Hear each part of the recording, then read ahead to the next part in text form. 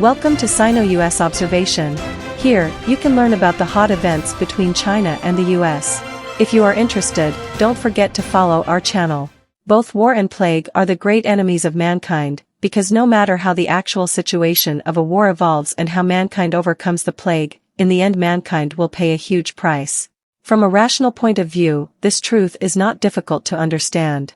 After all, there are already many similar examples, but when it comes to reality, irrational voices often gain the upper hand when the battle is clouded.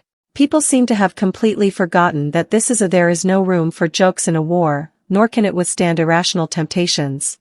The Russian-Ukrainian war that broke out on February 24 has not yet come to an end, and another unnecessary cross-strait crisis provoked by Pelosi's visit to Taiwan has been played up again.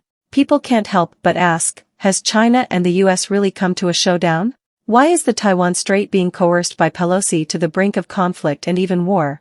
Faced with the question of whether China and the United States have reached a showdown moment, both China and the United States will obviously give a negative answer. The latest phone call between the heads of state of China and the United States on July 28 also made this clear again. In the words of the Chinese president, faced with a turbulent and intertwined world, the international community and people of all countries expect China and the United States to play a leading role in maintaining world peace and security, and promoting global development and prosperity.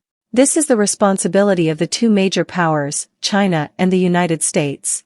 In the words of U.S. President Joe Biden, the world today is in a critical period, and U.S.-China cooperation is not only beneficial to the people of the two countries, but also to the people of all countries.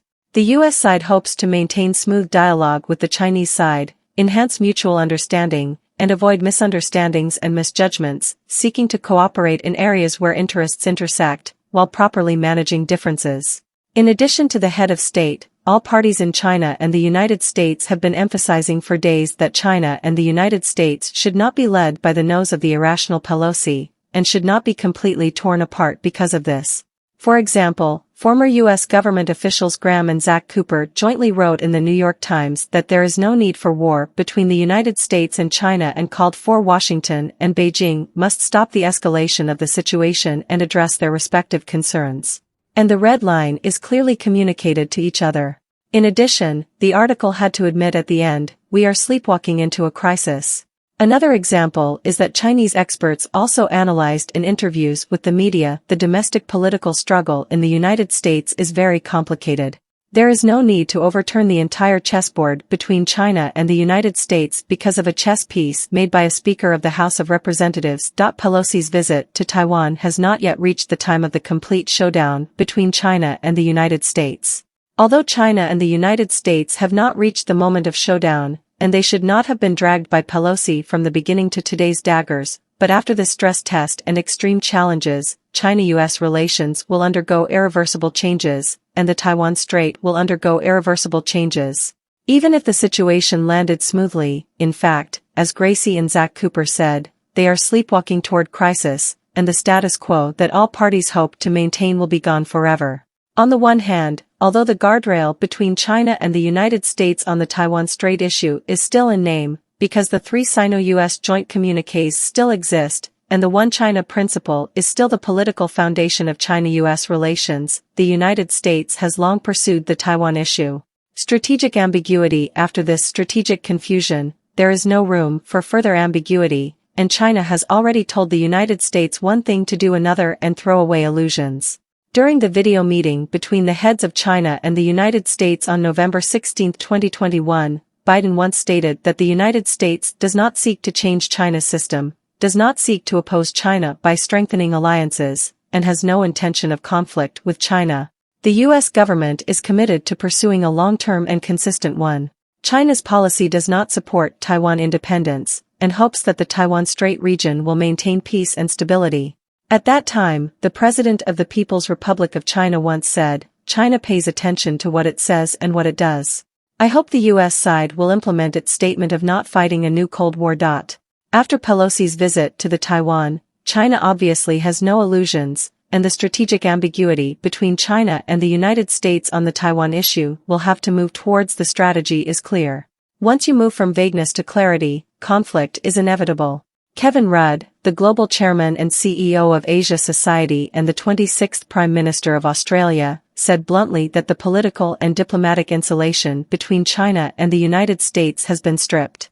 On August 2, State Councillor and Foreign Minister Wang Yi's remarks in an interview with reporters after attending the Shanghai Cooperation Organization Foreign Ministers meeting and visiting Central Asia also illustrated this point. Wang Yi said that the perfidy of the U.S. side on the Taiwan issue is deplorable and can only further bankrupt the U.S.'s national credibility. Some politicians in the United States only care about their own interests, openly play with fire on the Taiwan issue, and become enemies of the 1.4 billion Chinese people, which will never end well. The exposure of the U.S.'s bullying face to the world can only make it more clear to the people of all countries that the U.S. is the biggest destroyer of peace today.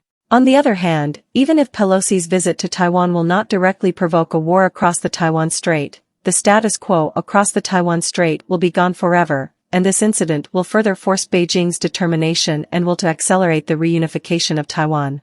Because through this turmoil, Beijing has lost its illusions about what the United States said and did another, and also lost its illusions about the Democratic Progressive Party and the Kuomintang. After the news of Pelosi's visit to Taiwan came out, the ruling Democratic Progressive Party and the opposition Kuomintang kept a low profile at first, but as the date approached, they expressed their welcome to Pelosi and shirk it through the media. Responsibility. For example, China Times News quoted people familiar with the matter as saying that the DPP government knew that the Taiwan Strait crisis that Pelosi's trip would cause is no less than the situation of the 1996 missile crisis, so the DPP government secretly withdrew its invitation to Pelosi. But under Pelosi's censure, we will continue to arrange reception. Pelosi also knew that this trip might push the situation in the Taiwan Strait to a situation of violent warfare, but even if the U.S. Executive Department discouraged her, she still insisted on pursuing her personal historical position. No matter how the DPP shirks its responsibilities, in Beijing's eyes, the Taiwan issue cannot be dragged on forever, and the more it drags on, the greater the cost, because now, the 1992 consensus has not only been rejected by the DPP, but also by the KMT identified it as a consensus without consensus. Another Chinese expert said that, on the surface, Pelosi's visit to Taiwan is undoubtedly a bad thing, causing problems for Beijing, but if handled properly, this bad thing may also become a good thing, because Pelosi's visit to Taiwan may provide us with an opportunity to take measures and means that have been inconvenient to take so far, which means that we have changed the status quo in Taiwan. It should be noted that such measures, without the external stimulus like Pelosi's visit to Taiwan, China, it is not easy to take. If China takes the initiative to change the status quo of the Taiwan Strait, it may gain strategic initiative and take a step forward in the process of promoting reunification. If this is the case, Pelosi has made a contribution to China's reunification cause. To sum up, what the fire of Pelosi's visit to the Taiwan has ignited is not only the current possible conflict, but also the future development of Sino-US relations and the situation in the Taiwan Strait.